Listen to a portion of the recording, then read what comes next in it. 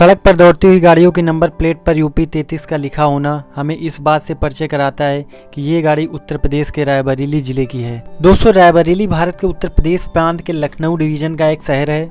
यह लखनऊ से 80 किलोमीटर दक्षिण पूर्व में स्थित है। रायबरेली उत्तर प्रदेश राज्य का प्रमुख व्यापारिक केंद्र है।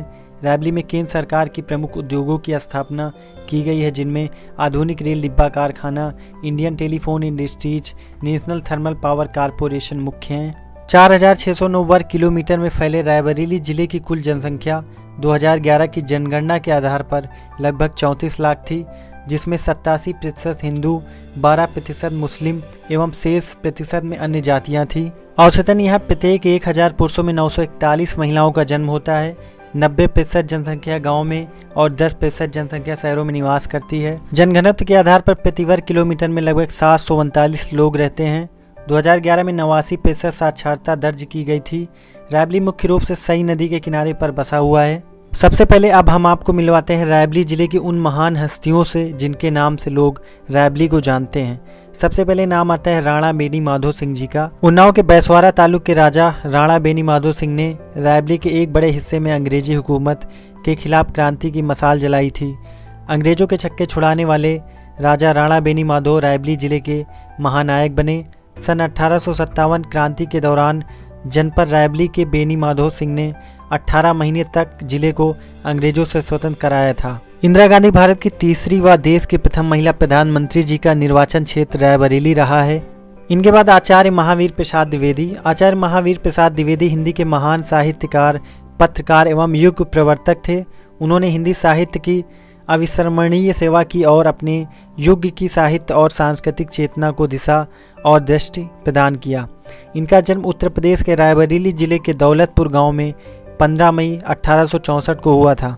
मुनव्वर राणा जी उर्दू भाषा के साहित्यकार हैं। इनके द्वारा रचित एक कविता शाह दावा के लिए उन्हें सन 2014 में साहित्य अकादमी पुरस्कार से सम्मानित किया गया था। ये एक कवि व शायर भी हैं। इनका जन्म रायबरेली में 26 नवंबर 1952 को हुआ था। लीला मिश्रा जी एक भारतीय फिल्म अभिनेत्री हैं। इनका जन्म जायस में 1 जनवरी 1908 को हुआ था। उन्होंने 5 दशकों तक 200 से अधिक हिंदी फिल्मों में एक चरित्र अभिनेता के रूप में काम किया और चाची मौसी जैसे किरदार के लिए याद किया जाता है। इन्होंने शोले फिल्म में दादी का किरदार अदा किया था। रायबरेली के बाहुबली विधायक स्वर्गीय अखिलेश सिंह जी का जन्म 15 सितंबर 1959 को रायबरेली जिले में हुआ था। ये पहली बार 1993 में कांग्रेस पार्टी से रायबरेली सदर विधायक के रूप में चुने गए थे।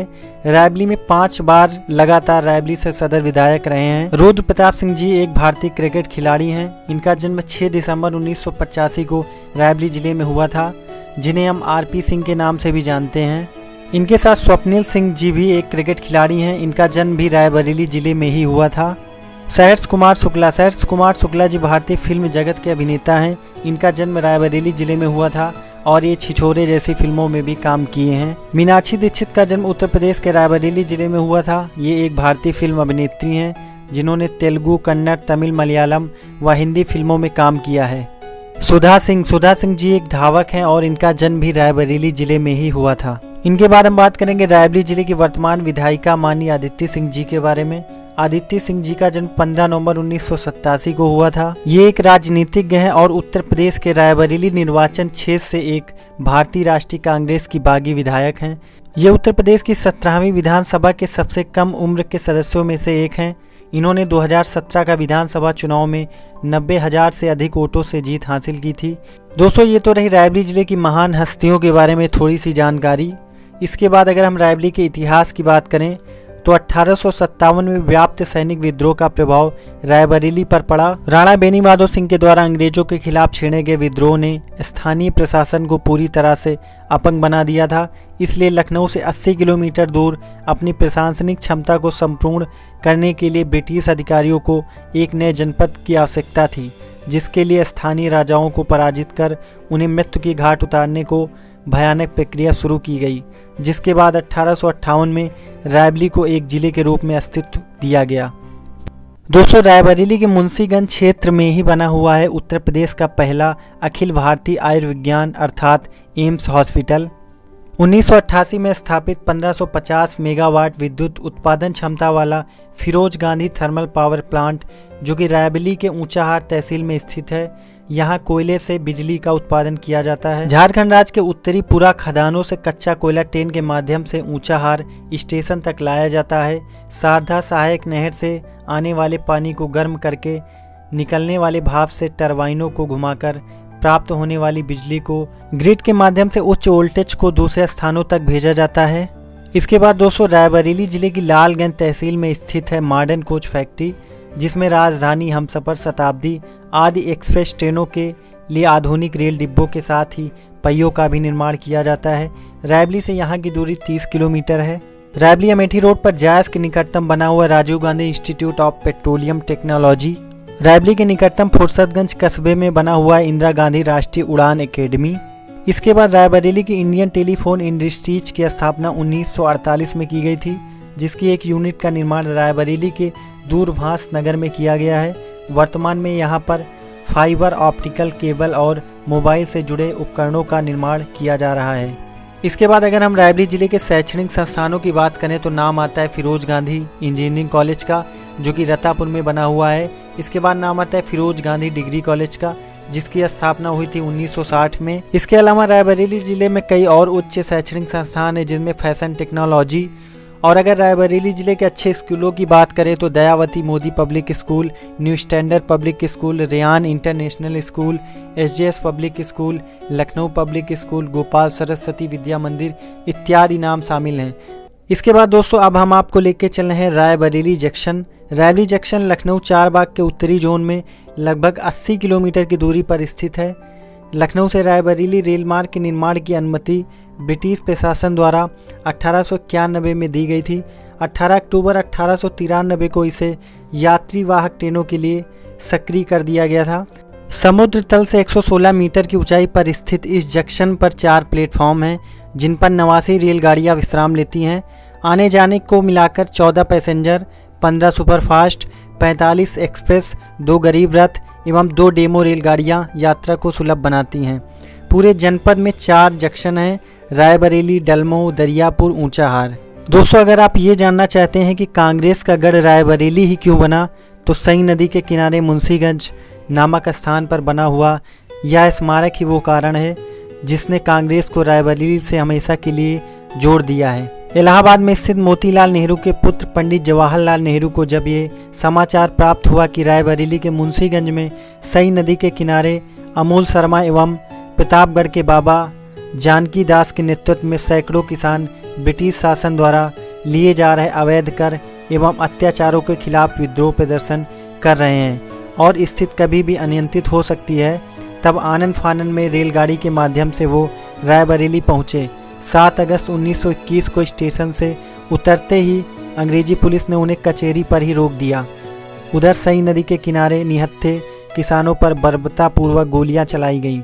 माना जाता है कि लगभग 700 किसान इस गोलीकांड में वीरगति को प्राप्त हुए। उनके शरीर से निकलते हुए रक्त से सई नदी का मटमैला पानी भी लाल पड़ गया। जिस पुल पर किसानों को गोली लगी थी उसे तोड़ दिया गया।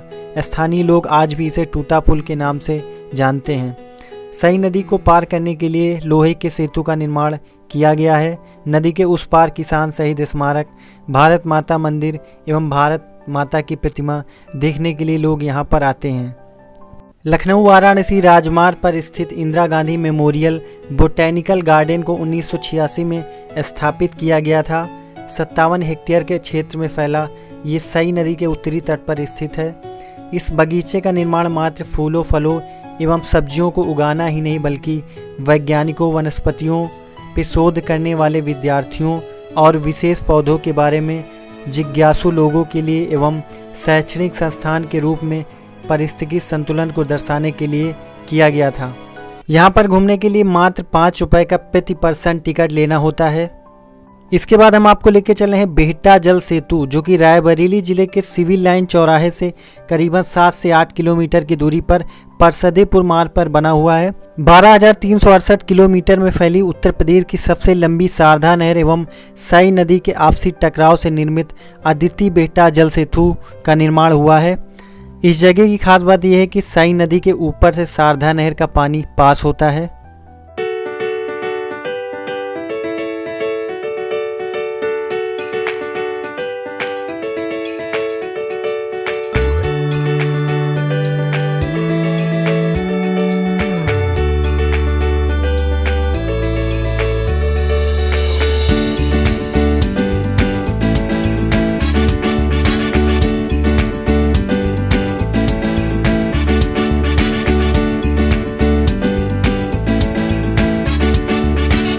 इसके बाद दोस्तों रायबरेली जिले में ही बना हुआ है रेवती राम का तालाब।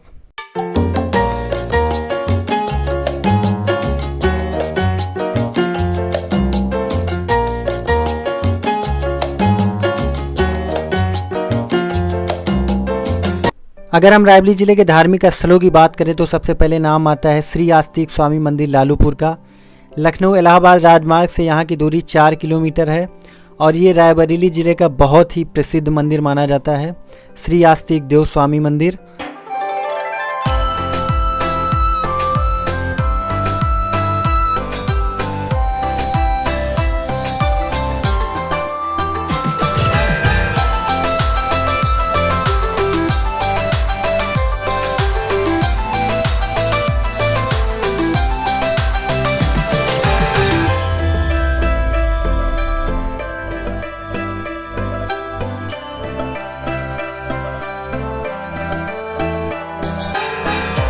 उम्मीद करते हैं कि आपको रायबरेली की छोटी सी डॉक्यूमेंट्री अच्छी लगी होगी।